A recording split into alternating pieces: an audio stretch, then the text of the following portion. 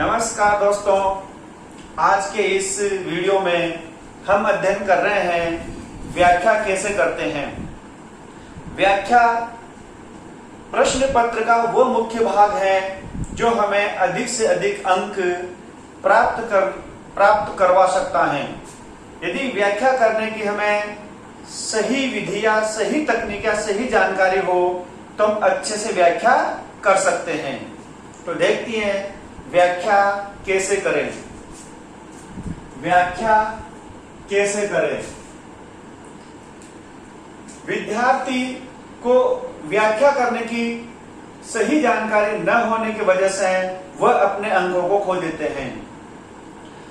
अधिकतर विद्यार्थी बाजार में पासबुक और 1 वीक सीरीज को पढ़कर आते हैं, उनका अध्ययन करते हैं। इस वजह से वह उसमें जैसे आधी अधूरी व्याख्याएं होती हैं वैसा ही वो करने लग जाते हैं। व्याख्या के प्रमुख रूप से 4 भाग होते हैं: संदर्भ, प्रसंग, व्याख्या और विशेष। व्याख्या करने से पूर्व आप इन चारों भागों को ध्यान में रखें। आपको चारों भाग उस व्याख्या के अंतर्गत आपको करने होते हैं: संदर्भ, प्रसंग, व्याख्या और विशेष। इन सभी भागों के अंक निर्धारित हैं। जैसे उदाहरण के तौर पर मान लेते हैं कि 10 अंक की व्याख्या पूछी गई है, तो 2 अंक संदर्भ के, 2 अंक प्रसंग के और 4 या 5 अंक मूल व्याख्या के और 1 या 2 अंक विशेष के निर्धारित होते हैं। और हम अधिकतर प्रसंग व्याख्या लिखकर छोड़ देते हैं। प्रश्न आता है सप्रसंग व्याख्या कीजिए, या फिर आता है कि संदर्भ सहित व्याख्या कीजिए या व्याख्या कीजिए। 3 प्रकार से प्रश्न पूछा जा सकता है: सप्रसंग व्याख्या कीजिए, संदर्भ सहित व्याख्या कीजिए या व्याख्या कीजिए। तीनों का यही अर्थ है कि हमें उसमें संदर्भ भी लिखना है, हमें उसे प्रसंग भी लिखना है, हमें उसमें व्याख्या भी लिखनी है और हमें उसमें विशेष भी लिखना है। संदर्भ क्या होता है, प्रसंग क्या होता है और व्याख्या क्या होती है और विशेष क्या होते हैं, इनकी भी हम सामान्य जानकारी ले लेते हैं। इससे पूर्व हम जिस काव्यांश की या जिस अवतरण की व्याख्या कर रहे होते हैं उसका भी हमें संकेत देना होता है।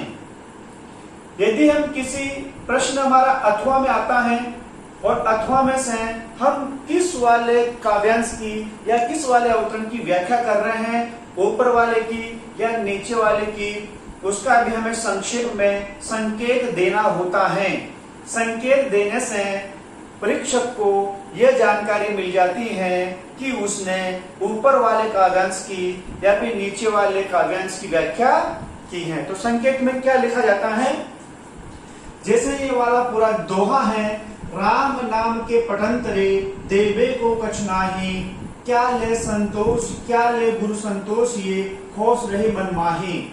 इसकी हमें व्याख्या करनी है।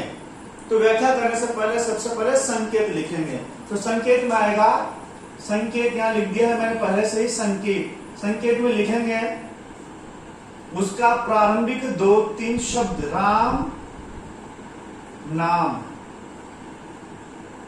के dot dot dot dot dot, page के अंत तक, फिर अंतिम लाइन के 3-4 शब्द, रही, मन, माही, और इसे डबल अवतरण में बंद कर देंगे। अब एग्जामिनर समझ गया बिना पढ़े कि आपने कौन से वाले काव्यांश की व्याख्या की है। यदि हम एग्जामिनर के लिए सुविधा करेंगे वह हमारे लिए उतने ही अंकों में सुविधा करेगा। अब इसकी हम व्याख्या कर रहे हैं तो उससे पूर्व संदर्भ किसे कहते हैं, संदर्भ में क्या क्या लिखा जाता है। तो संदर्भ में आता है एक तो पाठ्य पुस्तक का नाम, कि यह काव्यांश कौन सी पाठ्य पुस्तक से लिया गया है। दूसरा आता है रचनाकार का नाम, कि इस काव्यांश के रचनाकार कौन है, और उस रचनाकार की सामान्य जानकारी भी हमें देनी होती है। और तीसरा आता है पाठ का शीर्षक, और शीर्षक में भी यदि उपभाग हैं तो उपभाग भी लिखा जाता है। यानी कि संदर्भ में हमें मुख्य रूप से 3-4 बातें ध्यान रखनी है। पहली है पाठ्य पुस्तक का नाम, दूसरा है रचनाकार का नाम व रचनाकार की सामान्य जानकारी, तीसरा है पाठ का शीर्षक यानी कि पाठ का नाम या उसका उपभाग है तो उस उपभाग का नाम भी हमें संदर्भ के अंतर्गत लिखना होता है। फिर आता है प्रसंग। प्रसंग किसे कहते हैं? प्रसंग में क्या लिखा जाता है? जिस हंस को व्याख्या के लिए लिया गया है, यानी कि हम जिस पद की या जिस अवतरण की या जिस काव्यांश की व्याख्या कर रहे हैं, उसमें कौन सा विचार, भाव या घटना का वर्णन किया गया है, उसकी सामान्य जानकारी देना ही प्रसंग कहलाता है। अभी व्याख्या के तौर पे उदाहरण से समझेंगे कि प्रसंग में हमें क्या क्या बातें लिखनी होती हैं। जिस अंश की हम व्याख्या कर रहे हैं उस अंश में कौन से विचार व्यक्त हुए हैं, उसमें कौन से भाव हैं, कौन सी घटना है, कवि उसमें क्या कहना चाह रहा है, ये बातें प्रसंग के अंतर्गत लिखी जाती हैं। व्याख्या किसे कहते हैं? व्याख्या में क्या लिखा जाता है? मूल व्याख्या। किसी कविता अथवा गद्य के अंश में व्यक्त, हम जिसकी व्याख्या कर रहे हैं, जिस अंश की, जिस अवतरण की, जिस काव्यांश या कविता की हम जिसकी व्याख्या कर रहे हैं, उसमें व्यक्त विचारों, भावों को सरलतम विधि से समझाना, उसमें जो भी भाव विचार व्यक्त हुए हैं उसे सरलतम विधि से समझाना, और निहित तात्पर्यों, कवि का क्या तात्पर्य है, कवि क्या कहना चाह रहा है, प्रतीकार्थों, कवि ने जो प्रतीक दिए हैं विश्लेषित करना, उन प्रतीकों का हमें विश्लेषण करते हुए उसकी हमें विस्तार से व्याख्या करनी होती है, इसे व्याख्या कहते हैं। बहुत सारे विद्यार्थी जो अवतरण दिया है उसको जो का त्यों लिखकर आ जाते हैं। व्याख्या में ऐसा नहीं होता।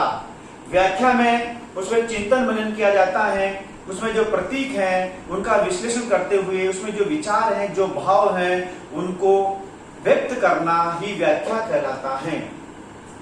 फिर आता है चौथा भाग विशेष। विशेष में क्या लिखना होता है? प्रस्तुत जो कविता है या प्रस्तुत जिस अवतरण का हमने व्याख्या की है उसका उद्देश्य, कवि उसमें क्या कहना चाह रहा है, उसका उद्देश्य, शिक्षा, कवि ने उसमें क्या शिक्षा दी है, महत्व, कवि ने उसमें किस महत्व के बारे में बताया है, ये बात हमें लिखनी होती है। दूसरा बिंदु में भाषा शैली, उस अवतरण की भाषा शैली कैसी है, कवि ने या लेखक ने किस प्रकार की भाषा शैली का उसमें प्रयोग किया है, कौन कौन से उसमें शब्दों का उसने प्रयोग किया है। तीसरे बिंदु में रस, छंद, अलंकार, काव्य गुण, यानी कि काव्यांग परिचय, काव्य के जो अंग हैं उनका हमें उसमें परिचय देना होता है। यदि कोई उसमें किसी प्रकार का रस है तो रस, छंद है तो छंद, अलंकार, काव्य गुण, रीतियां, इनके बारे में हमें बताना होता है। बिंब, प्रतीक योजना, शब्द शक्ति आदि का हमें उसके बारे में लिखना होता है। और यदि कोई विशिष्ट विचार है तो उस विशिष्ट विचारों का भी हमें उसमें लेखा जोखा करना होता है। तो ये मैंने आपको मुख्य 4 बातें बताई कि संदर्भ किसे कहते हैं, प्रसंग में क्या लिखना होता है, व्याख्या में क्या लिखना होता है और विशेष में क्या लिखना होता है। बहुत सारे विशेष को टिप्पणी नाम दे देते हैं, लेकिन हमें हिंदी में विशेष शब्द का ही प्रयोग करना है। अब व्याख्या करके देखते हैं। जैसे ये पद है हमारे पास और इसकी हम व्याख्या करने जा रहे हैं कि राम नाम के पटंतरे देवे को कछु नाही, क्या ले गुरु संतोष ये हौस रही मन माही। इस पद की हमें व्याख्या करनी है। तो संकेत में हमने इसके प्रथम 2-3 शब्द लिख दिए और अंतिम 2-3 शब्द भी अंत में लिख दिए। ये तो हो गया संकेत। अब संदर्भ में क्या लिखना है कि यह जो अवतरण है, यह अवतरण कौन सी पुस्तक से लिया गया है, इसके रचनाकार कौन है और पाठ का शीर्षक क्या है, ये इसमें बताते हैं। देखो कि प्रस्तुत काव्यांश, हमें गद्य पद्य शब्द का प्रयोग नहीं करना। यदि अगर पद्यांश है तो काव्यांश का प्रयोग करेंगे और यदि गद्यांश है तो अवतरण का प्रयोग करेंगे।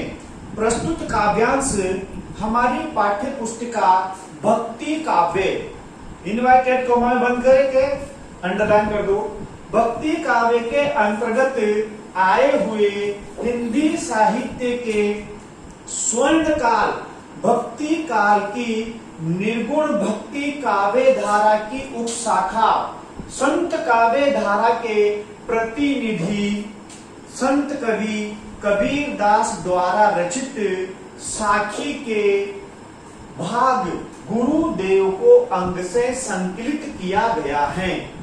हमें इसमें लिखना है। दुआ समझते हैं कि प्रस्तुत काव्यांश से हमारी पाठ्य पुस्तिका भक्ति काल के अंतर्गत आए हुए हिंदी साहित्य के स्वर्ण काल भक्ति काल की निर्गुण भक्ति काव्य धारा की उपशाखा संत काव्य धारा के प्रतिनिधि संत कवि कबीर दास द्वारा रचित साखी के भाग गुरुदेव को अंग से संकलित किया गया है। संकलित साहित्यिक शब्द है, लिया गया शब्द का प्रयोग नहीं करेंगे। यहाँ पर गद्य पद्य शब्द का प्रयोग नहीं करेंगे, यहाँ पर काव्यांश का प्रयोग करेंगे और यहाँ पर संकलित शब्द का प्रयोग करेंगे या उद्धृत किया गया शब्द का प्रयोग करेंगे। प्रसंग में क्या लिखना है कि कबीर दास ने इस काव्यांश में आत्मा संबंधी अनुभवों को व्यक्त करते हुए ईश्वर के महत्व पर प्रकाश डाला है और कभी इसमें ईश्वर की महिमा, ईश्वर का जो प्रभाव है, ईश्वर की जो महिमा परंपार है, उसका इसमें कबीर वर्णन कर रहे हैं, उनके बारे में बता रहे हैं। ऐसा हमें प्रसंग के अंतर्गत लिखना है। और व्याख्या में क्या लिखेंगे? देखो, राम नाम के पटंतरे संत कवि कबीर दास कह रहे हैं कि जो ईश्वर हैं, ईश्वर ने मुझे इतना दिया है कि मैं भी ईश्वर का ऋण चुकाना चाहता हूं। मैं भी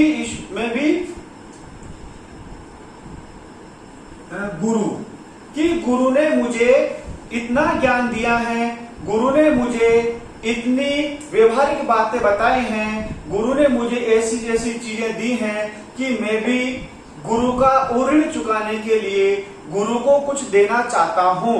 लेकिन मेरे पास इस संसार में ऐसी कोई वस्तु नहीं है जो मैं गुरु को देकर गुरु के ऋण को चुका सकूं। और इसी बात को मन में रखकर मैं संतोष करके रह जाता हूं कि मेरे पास गुरु को देने के लिए कुछ भी नहीं है। दोबारा देखते हैं कि राम नाम के पटंतरे कि गुरु ने मुझे राम नाम रूपी एक ऐसा शब्द शक्ति बाण दिया है जो मेरे जीवन को संसार से मुझे कष्टों से मुक्त कर देता है। लेकिन मैं भी गुरु को राम नाम के बदले में कुछ देना चाहता हूं। देवे को कुछ नहीं, लेकिन मेरे पास देने के लिए कुछ भी नहीं है। क्या ले गुरु संतोष ये, लेकिन मैं गुरु को कुछ देकर संतोष प्राप्त करना चाहता हूं। लेकिन मैं गुरु को ऐसी क्या चीज दूं जो मेरे पास नहीं है, और मैं यही संतोष करके आनंदित उमंगित होकर रह जाता हूं कि गुरु ने मुझे जो अपरंपार राम नाम धन दिया है उसके बदले में देने के लिए मेरे पास में कोई भी वस्तु नहीं है। होश रहे मन माही, ये उमंग ये हौसला मन में ही रह जाता है। इस प्रकार से आपको व्याख्या करनी है। आप इससे भी सुंदर व्याख्या कर सकते हैं निरंतर अध्ययन के द्वारा। मैंने जो व्याख्या की है इससे भी आप सुंदर व्याख्या कर सकते हैं। विशेष में देखो, विशेष में गुरु के महत्व के बारे में बताया गया है। भाषा शैली कैसी है, इसमें कबीर की सुदुकड़ी भाषा यानी कि प्रारंभिक हिंदी का प्रयोग किया गया है। इसमें अरबी, फारसी और पूर्वी भाषा का इसमें प्रयोग हुआ है। और प्रतीक रस छंद अलंकार में से इसमें दोहा छंद का प्रयोग हुआ है। और रस है तो रस के बारे में बता सकते हैं। अलंकार, काव्य गुण, बिंब, प्रतीकों के बारे में भी हम इसमें बता सकते हैं। दोहा छंद का इसमें प्रयोग हुआ है। और यदि कोई विशिष्ट बात है तो वो विशिष्ट विचार भी हम इसमें व्यक्त कर सकते हैं। मैं समझता हूं कि आज के इस वीडियो से छात्रों को लाभ होगा और जो अध्यापक और प्राध्यापक हैं वो भी इससे लाभान्वित होंगे। वो अपने विद्यार्थियों को बताएं कि व्याख्या के मुख्य 4 भाग होते हैं: संदर्भ, प्रसंग, व्याख्या और विशेष। के जो मैंने व्याख्या करके बताए आप अध्ययन करोगे तो मुझसे भी अच्छी और बेहतर व्याख्या आप लोग कर सकते हैं। धन्यवाद।